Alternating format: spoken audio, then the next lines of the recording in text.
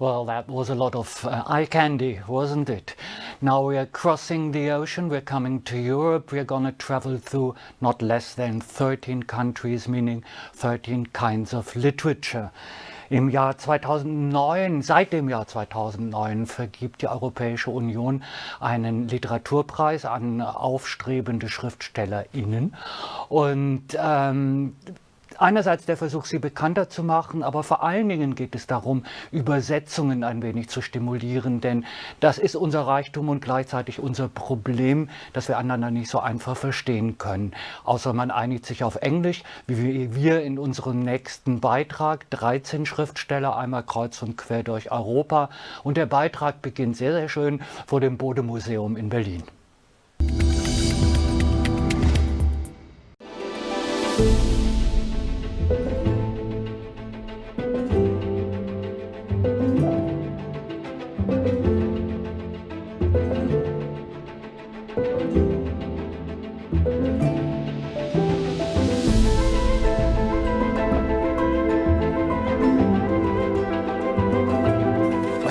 We are sitting here in the very center of Berlin, a lovely September day. The sun is shining.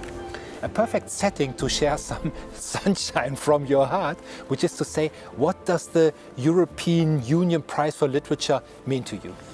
For me, this is a very important prize because my idea of literature per se is European. The history and the origins of literature that I'm mostly dealing with are lying in the very heart of Europe and are spread over the countries of Europe. So not only my own biography is European, but also the literature I'm writing is European. So it was a very, very happy moment for me to get this prize, and now I'm very happy to be part of this group of people, and also I'm very happy to meet them once it will be able due to COVID-19, but well, I'm very, very happy and glad to read all these books and yeah, to meet these authors. Talking about meeting these authors, we're going to take a tour through the richness and diversity of European literature by meeting all this year's winners of the European Union Prize for Literature. And we start in Croatia by meeting Masha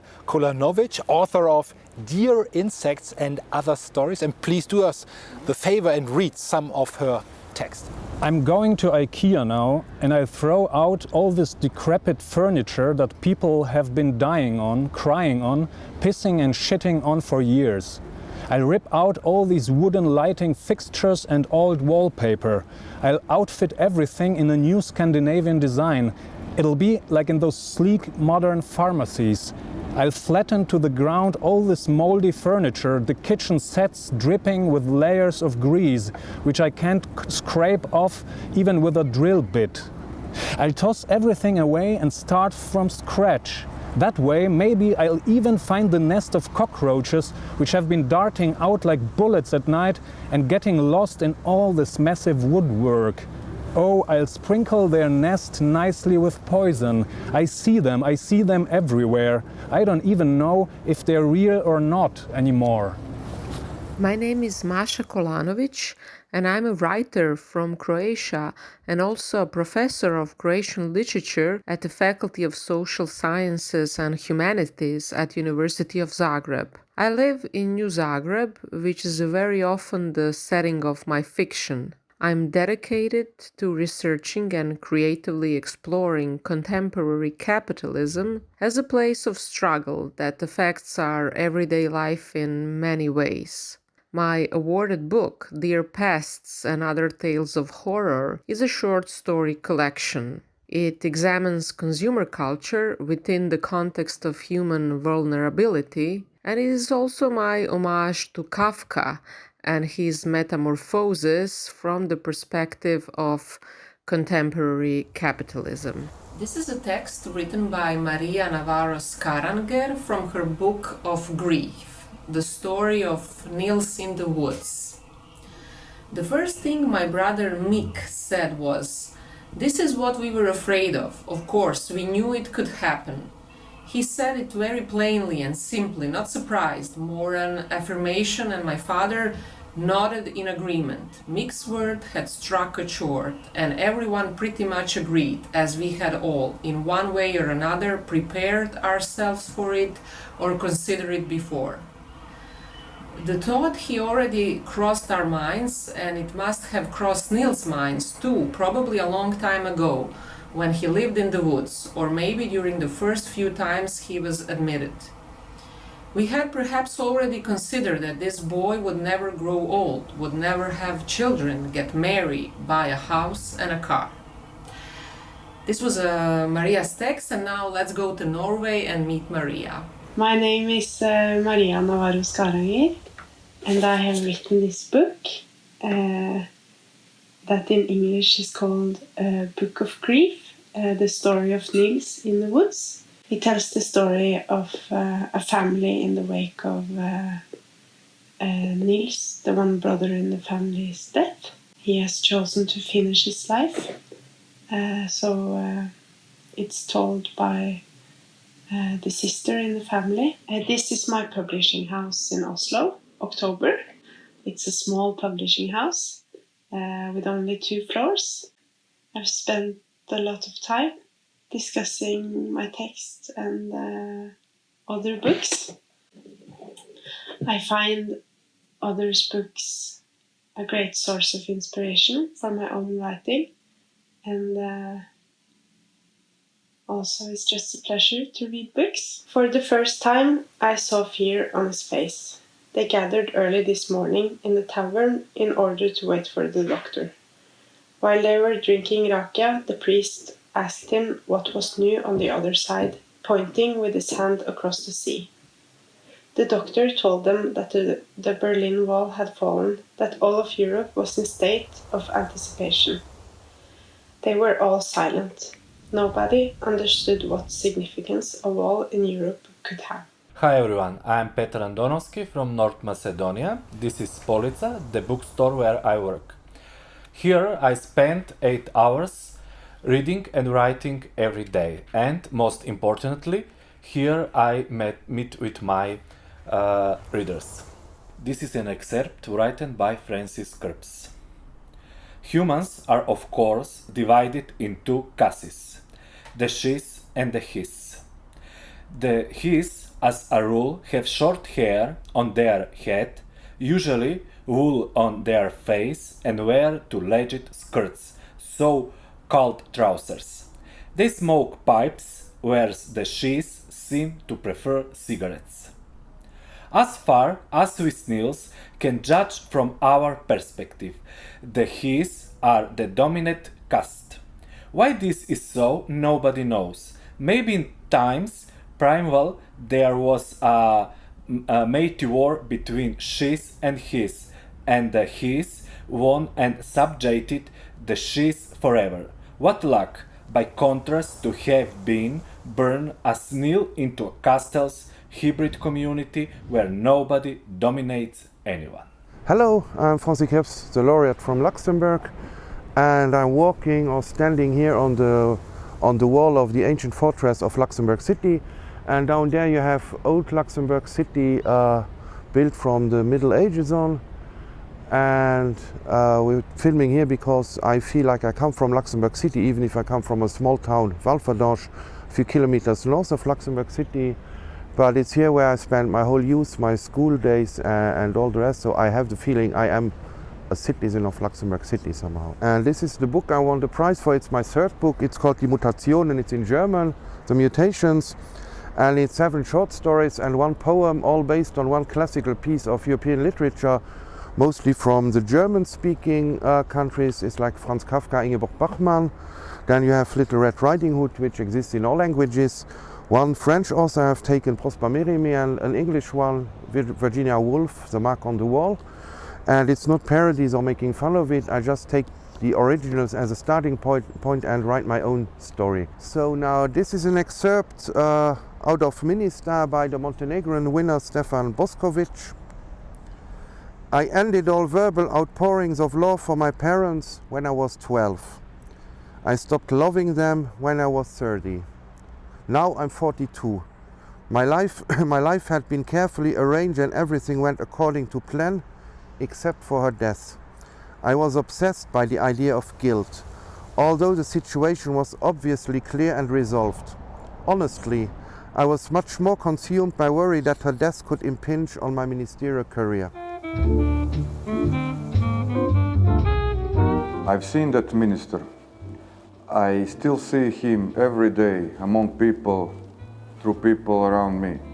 He is a good person actually, could be a friend, until there comes a moment when he needs to make a decision. I never read the book once since it was published, but people read it, especially in Montenegro, and I am very interested in their opinion. People expect it to be a strong political text, but it's not. However, it does reflect a political situation in Montenegro, and even more than I anticipated or intended to. This is an excerpt from Natalie Skowronek's book, The Map of Regrets. What can we know of the lives of those around us? What can they show us of themselves? And what can they hide? Mina, 21-year-old daughter, who had slipped definitely from adolescence into a prestigious piano program at the music conservatory, had chosen her words carefully, her lines likely rewritten by the reporter. My mother had a particular way of working, loving, playing by the rules, breaking them. My hope is to uphold as faithfully as I can the example she set. But what could Mina know of her mother? C'est par un chien que je suis entrée en littérature. Non, pas celui-là. L'autre était plus sauvage. Je parle de Buck, le chien de l'appel de la forêt de Jack London. C'est lui qui m'a appris le pouvoir d'incarnation et de téléportation de la littérature. Après le Grand Nord, la ferme africaine de Karen Blixen m'a conduite sur les hauteurs de Nairobi, toujours par les mêmes moyens. Ce qui dit que la littérature est pour moi une question d'espace. Dans la carte des regrets, mon héroïne Véronique Verbruggen trouve la mort sur un chemin de grande randonnée des Cévennes. Ce goût de l'espace, peut-être est-il lié à la peur de l'internement. Mon grand-père, dont j'ai raconté le fabuleux destin dans Max en apparence, était à Auschwitz. On sait aussi qu'un des lieux de stockage de vêtements d'Auschwitz s'appelait le Canada, retour au Grand Nord. Et j'ai raconté dans Un monde sur mesure comment j'ai travaillé 7 ans dans les magasins de prêt-à-porter de mes parents à Gand et Bruxelles. She took my hand and led me to one of the armchairs in the living room. She sat on my lap and showed me a small piece of paper with her womb printed on it. Something in her womb. Our baby was growing. I shivered. I could not believe that. What innumerable feelings broke loose within me. I could not describe that moment accurately. I would become a father. I could not sleep all night. I was weeping in silence as Isabella was sleeping. What was going on? Would I be a good father? In what world was I bringing this child? Over to you, Shpetim Salmani. I am Shpetim Salmani, a writer, and also I finished acting in Faculty of Arts. I play regularly in a theater, in a different place. I read a lot of books. When I don't have a time, I read somewhere in a corner of my home. The reality is it's bullshit. We don't have time to do nothing, and in the same time we are doing a lot of things. It's strange. So I come from Kosovo that still we are isolated and we can't travel without Schengen visa in Europe. So maybe I'm not boring to say that all the time, but this is something that we can't stay without saying that thing. So I'm very happy that Kosovo today is there. I believe in literature, and I am a bad dreamer in the end. Thanks a lot. 1 month out of day after Sulislav had been expelled from his latest unorthodox accommodation and stood on a Warsaw Street corner at a total loss for what to do next, his friend Adam suddenly remembered the cottage. All else aside, the cottage did have walls and a roof, no matter that all it had. And as an additional heavenly blessing, the cottage had retained the modest stock of firewood. The neighboring houses all had generous supplies as well. One could always fetch a lung or two from here or there, so heating wasn't an issue. Now let's go to Estonia. I am Moodlum from Estonia. I am a very static person. I do not like traveling at all. I mostly just stay at a single spot and do a gardening work. I live like the islanders who sometimes don't ever leave their home island. Staying put like that has given me time to ponder over life, and at one point those thoughts started finding their way on paper. For now I have written 6 books already. I am glad that one of those books has made a high flight, as have the prototypes of the characters. In a strange and literary way, Polish Boys tells a history of a cultural association Zaum. Now I will read an excerpt from Irene Sola's book, I Sing and the Mountain Dances. Once we rained frogs and another time we rained fish, but best of all is the hail. Precious hailstones fall on towns and schools and tomatoes, round and frozen, covering terraced walls and paths of icy treasure. The frogs fell like a plague. The men and women ran, and the frogs who were teensy hid. Alas, the fish fell like a blessing on the men and women's heads, like slaps, and the people laughed and lifted the fish up in the air as if they wanted to give them back to us. But they didn't want to, and we wouldn't have wanted them back anyway. The frogs croak inside our bellies. The fish stop moving, but don't die. But whatever, best of all are the hailstorms. Back to you. I think most places are special. At least, I think they might be special to someone or might have been special at some point. Maybe when they were covered by salty water, or when a meteorite hit them, or when a mammoth, or a hairy rhino, or an early Homo sapiens was born or died there. Many places have been special to me. Abney Park in London, a street named Odinsgata in Reykjavik, or Al Raval neighborhood in Barcelona. And what I am filming today is another special place. It is a little mountain in my hometown where I go up during long writing days in order to think and focus on the novels. It's named Alklaska, and there used to be an Iberian village here, so I guess the Iberians also thought this was a special place. This is an excerpt from Catch the Rabbit by Lana Vastasik. Enters Lila, exits Lila. I can start anywhere, really. Dublin, St. Stephen's Green, for instance. The cell phone vibrating in my coat pocket. Unknown number. Then I press the damn button and say yes in a language not my own. Hello, you. After 12 years of complete silence, I hear her voice again.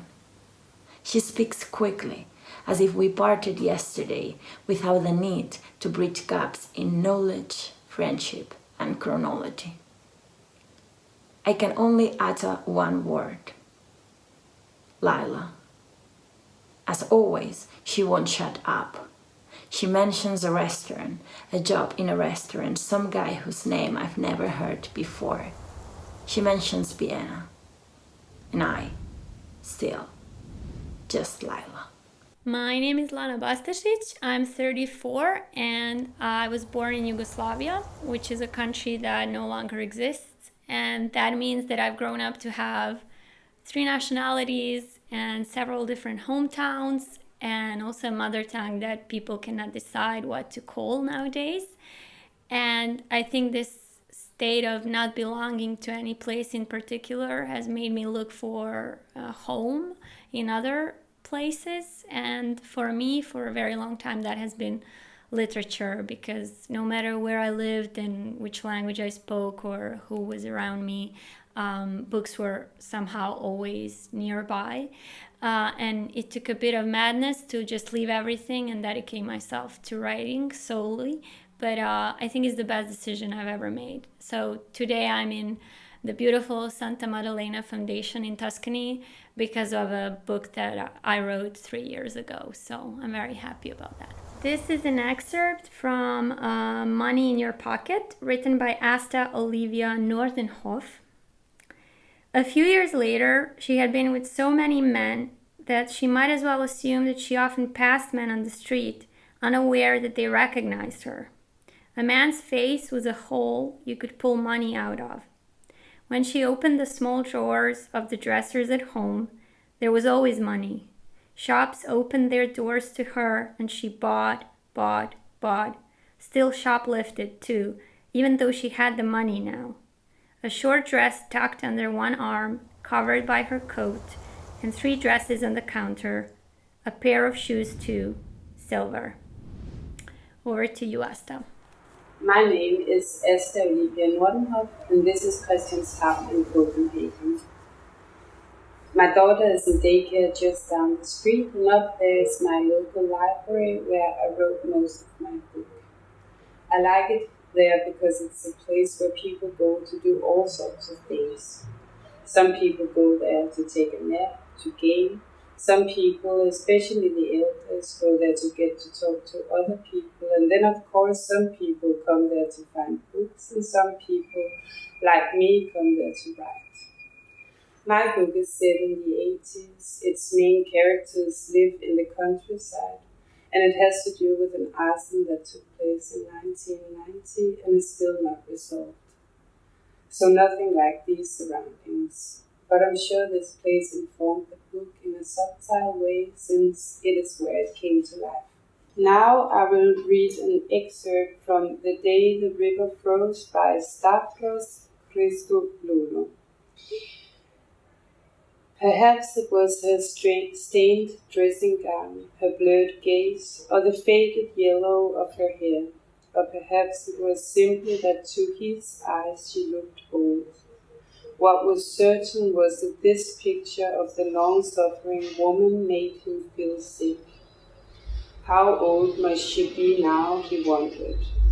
When she gave birth to him, she was only 17, a child giving birth to a child. I don't regret that he got me pregnant, but that I kept you, she had said to him once when she was drunk. What difference did it make that she had cried afterwards and asked him for forgiveness? Drinking dragged her inexorably to the bottom. And now let's meet Stavros Christodoulou himself. My notebooks. The first piece of art I bought, Sunscapes by my friend Marina Shapola. I will never forget Kenya. The view from my apartment. We will always have Paris, but also New York, Cuba, London. My first book, Monocle, I never get bored. My Little Fish, I'm a big fan. Drawings. My second book, a painting from my parents' home. My family, my friends. I love vintage. Back to the 60s. Maria Callas, The Goddess, a book that influenced me a lot, and another one. The Flowers on My Balcony, final corrections in my coming book. This is an excerpt from The Sad Guest. We spoke Polish to one another. It turned out he originated from southern Poland, from a town near Opole, the city my family came from, where I had been born and spent the first 10 years of my childhood. You've just come from church then too, he asked. No, I wasn't at church, I said. Has something happened? No, I just don't go to church, I said. He cast me a concerned glance. For a moment, I felt like a conman who had come here to profit from the churchgoer's feelings of purification and transcendence. He asked me what I did for a living, and I said I was a writer. Now let's go to Germany. Matthias Navrat, in what way does your book, Der traurige Gast, The Sad Guest, which tells the story starting from the experiences of people coming from Poland to Berlin, in what way does these stories reflect your own experiences? Well, this book is, as you said, about biographies of different people coming to Berlin, not only from Poland, but also from different countries. And I myself came to Berlin from Poland. I had a long journey. My parents came to Germany when I was 10. This was still during the time when Europe was divided into East and West. And this book is a little bit about similar biographies, but also about the experiences of people who are coming to Berlin nowadays. And for me, Berlin as a city is very European in that way that it not only reflects the history of Europe, all the dark history of the 20th century, but also nowadays we see a lot of biographies linked, for example, to the Syrian war and so on and so on. And this book also tells, for example, the story of the assault on the Breitscheidplatz. So I would say I really tried to combine my own experience, my autobiographical experience and the experiences of several people I know from my family and also others with what I can see in Berlin nowadays. And in this way, I would say it is a European book. The European Union Prize for Literature aims, quote, to touch readers beyond national and linguistic borders. In what way would you like to touch readers all across Europe with your stories? Well, I very much hope that this book is going to be translated into many languages and that I can then travel to other countries and speak to readers who are able to read my book, because I'm very interested in what they have to tell me about their lives and about their European experiences. And I hope very much also that they will be able to talk to me about my book and about my experiences or about my theory or idea of Europe. And I really think that this is one of the most important things that literature is able to do, is to create a certain empathy for others and also cross-cultural empathy, and also an empathy towards biographies that are very much different than yourselves. And this is what literature can well, bring into this whole European adventure of ours, and I hope very much that I will be part of it. So our journey across Europe comes to an end, which may just be a stopover. I hope you feel enriched, inspired, curious to read all the books we presented to you, and if you do so, please give a thought to the translators who make it possible that books travel all across the borders, and have a pleasant time experiencing empathy and reading Europe.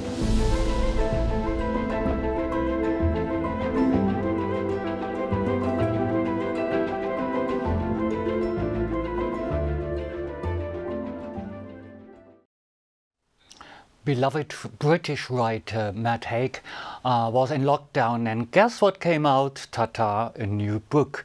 There are going to be a lot of new books out next year because the writers have been so productive. His is quite surprisingly called The Comfort Book. Matt Haig hat, wie wir alle, im Lockdown gesessen, war sehr fleißig im Frühjahr und hat sich gedacht, er will kein typisches Lockdown-Buch schreiben, sondern er hat sich überlegt, wie sind eigentlich andere Menschen als er und seine Umgebung mit großen Krisen umgegangen? Und er hat über diese Menschen ein Buch geschrieben, zum Teil ganz unbekannte Leute, zum Teil durchaus bekannte Leute wie Emily Dickinson und sein großes Vorbild Beethoven, wie Beethoven seine Krisen gemeistert hat, die ja nun auch, weiß Gott, nicht ohne waren. Matt Haig in conversation with his editor, Francis Blickmore. So yeah, terrific to have a chance to talk more, Matt, in public about the Comfort Book. But just before we get into that, How's your lockdown going? It's good. Recently, I found it a bit difficult again, to be honest. I was getting into a good groove with it and a routine, and then because we live in Britain, where everything is being terribly handled, and certainly in in England, it's terribly handled. It just feels like it's dragging on interminably, which on the plus side is the perfect point to be writing a book, because it's a good time filler to actually write. So I think, like everyone, I've had a totally mixed experience of lockdown, because so much has been terrible about this year and so much has been taken away from us. The value of the things that have remained has risen. So I appreciate things more. I'm much more into the outdoors now. I'm much more into nature. And I think that's true for a lot of people, isn't it? I think I'm just sort of noticing things more. I'm noticing birds and trees and the sky and all those sorts of whimsical things. So it's been, it's been a total mix. But it frustrates me because I still haven't seen my parents, but I'm going to amend that soon, and we're going to meet in an outdoor area with a good distance between us pretty soon. But other than that, yeah. I suppose it was, just hearing you talk about the experience of lockdown and where, your state of mind in the midst of this. And I was interested in how this book, The Comfort Book, which is still in Genesis, where has it come from in your head, and how did it come about? Why did you decide to write this book now? Well, I think if you're trying to stay honest and true as a writer, and it gets harder and harder to do that as your career advances, because people have expectations of you and to do this sort of thing, and you get a kind of brand identity or whatever.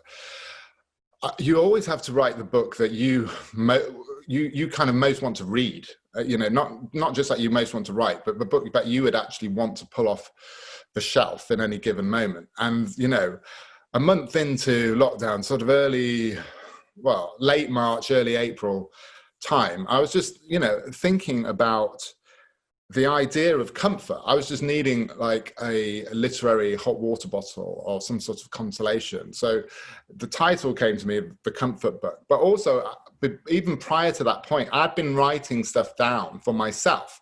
Quite abstract, formless stuff, just little meditations on things that have worked for me in the past, just sort of reminders of better times or reminders of how to accept unsettled experiences. And I actually always, and this goes back way before Reasons to Stay Alive, this goes back way before I had a publishing career in any kind of way, I have always found, and it sounds totally corny, but it's absolutely true, I've always found a great therapy in writing. And I would write, if no one ever paid me to write, if I was never published to write, I would write for my mind. And the sort of thing I'd be writing is the sort of thing I've written in The Comfort Book. But this year has felt like the absolute year to turn that into something bigger and to actually make a book out of it. Because, it's what I wanted to do, because it felt like therapy for me to be actually sort of exploring these worries and finding the comforts within them. But also, it just feels like what people are wanting, and it just feels like the right book to write. I don't want to write a book specifically about this year or about lockdown or about coping with that. Well, for one thing, we don't know how long this is going to last or whatever, but I think one thing we're kind of clear of is that we're in at least politically uncertain times for quite a while to come, and the general sort of zeitgeist of change and hope and despair simultaneously is going to be around.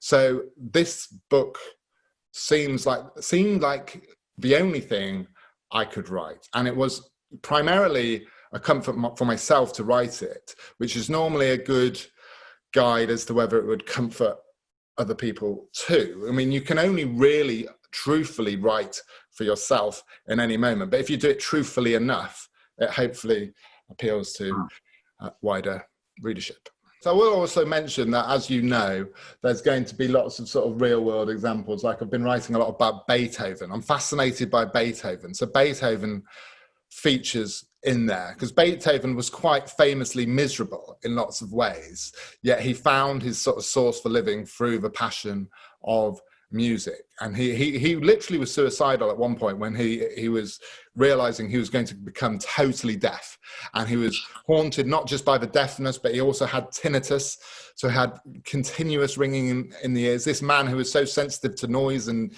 music more than any person who's ever lived, he was haunted by all these sort of noises in his head, and yet he found some kind of momentum and hope in the music that he produced, in the music that he could imagine, even when he couldn't actually hear it.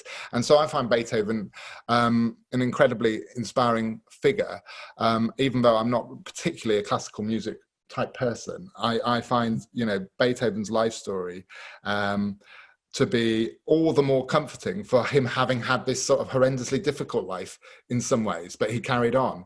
And that for me is what comfort is. And when I had a full-blown breakdown in my 20s, the last thing I wanted to hear about or take advice from was people who never had been in those sort of painful situations.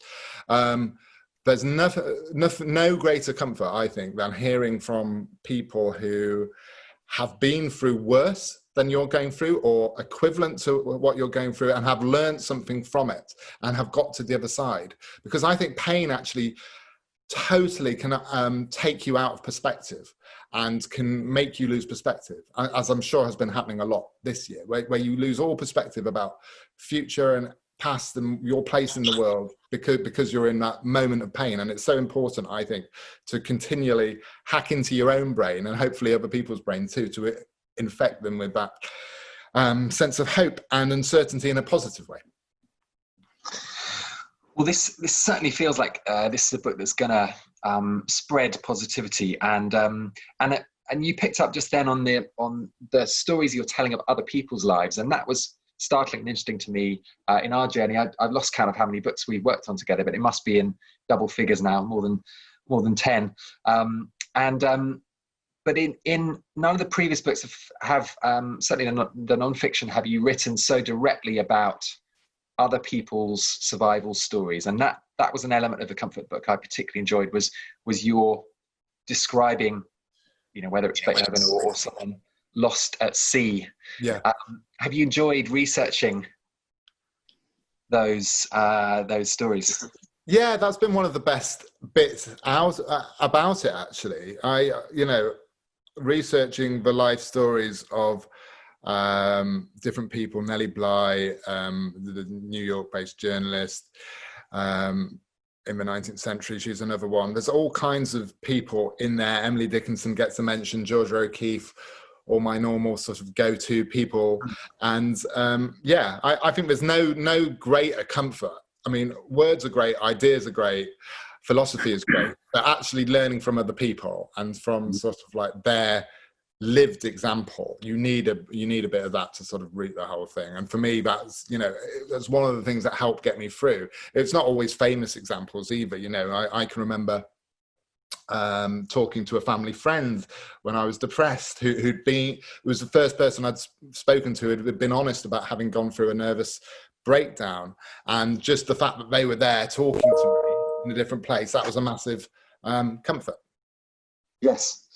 And in terms of the kind of precedents for this book, were there any books that you looked at and thought, there's something in that form of that book that I would like to borrow?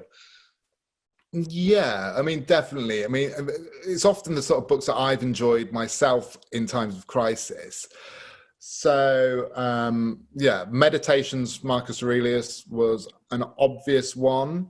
I like those sort of short form dreamlike books, whether it's in fiction or non-fiction. So a touchstone for me is always Invisible Cities by Italo Calvino, even though it's not about the mind in that sense, and it's about sort of made up versions of Venice. That's always stylistically something that I draw on. A book I mentioned quite a few times in this book actually is When Things Fall Apart by Pema Chodron, the Tibetan Buddhist thinking. So there's a little bit of slightly skeptical Buddhism in there. There's a lot of science in there too.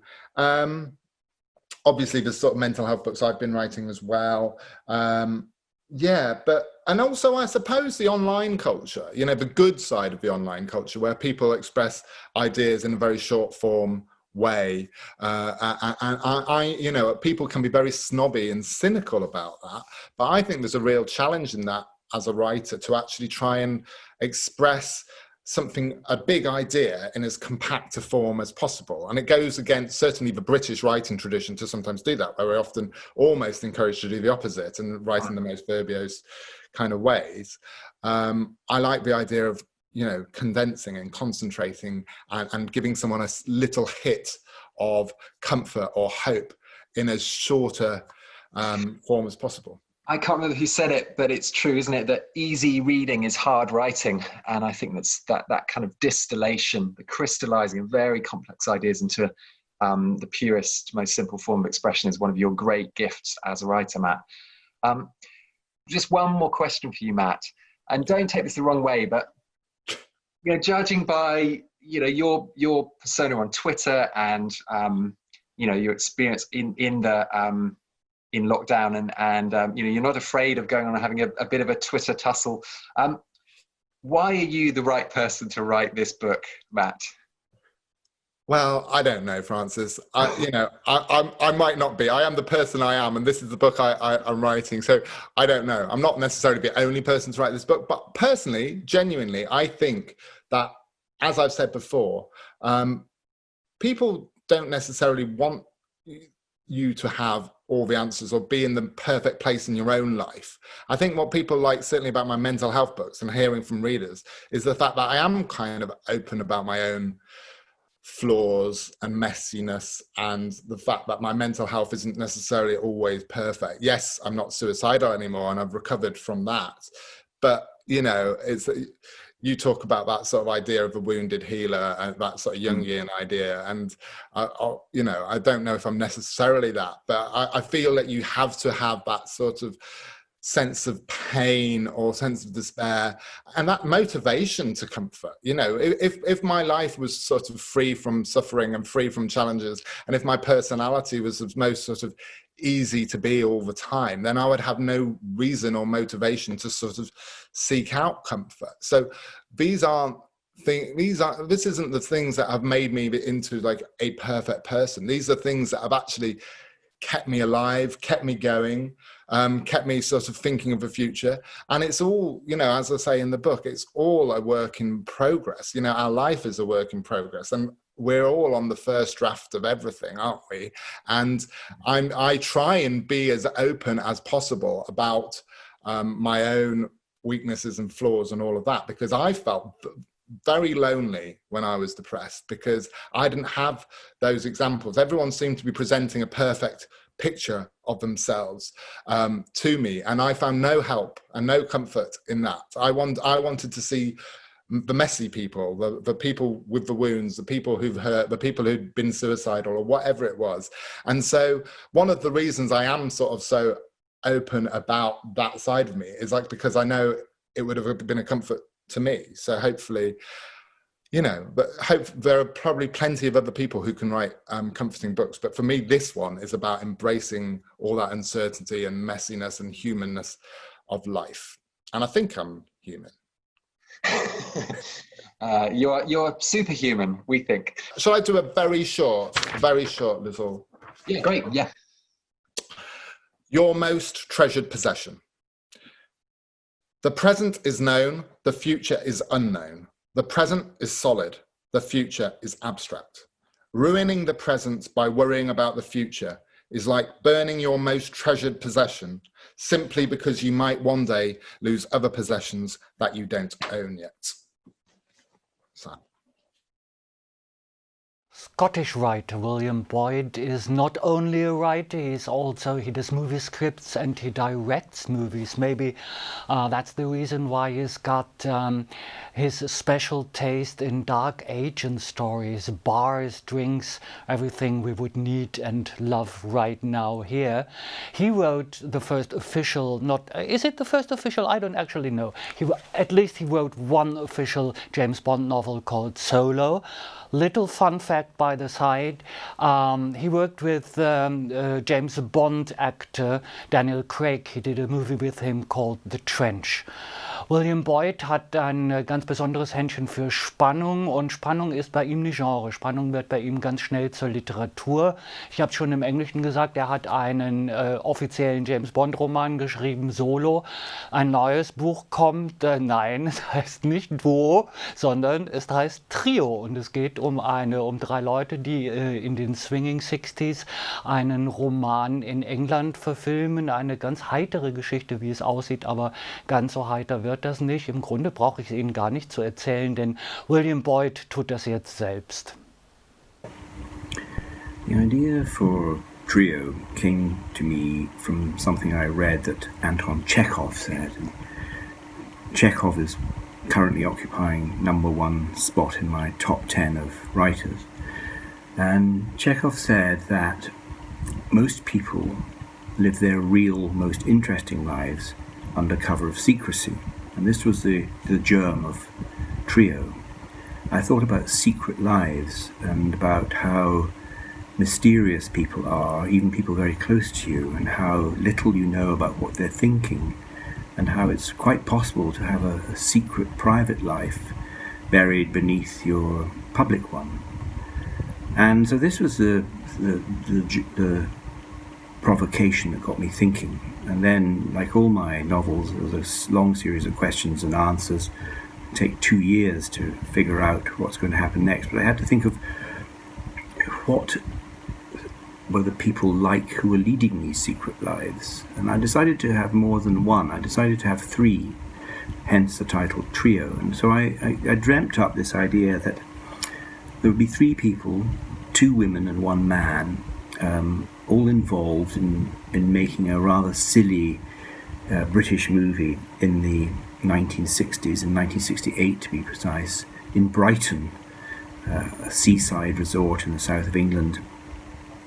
And as these people who were connected to the film in various ways went about their business, underneath the surface was their secret life, their sexual life, their clandestine,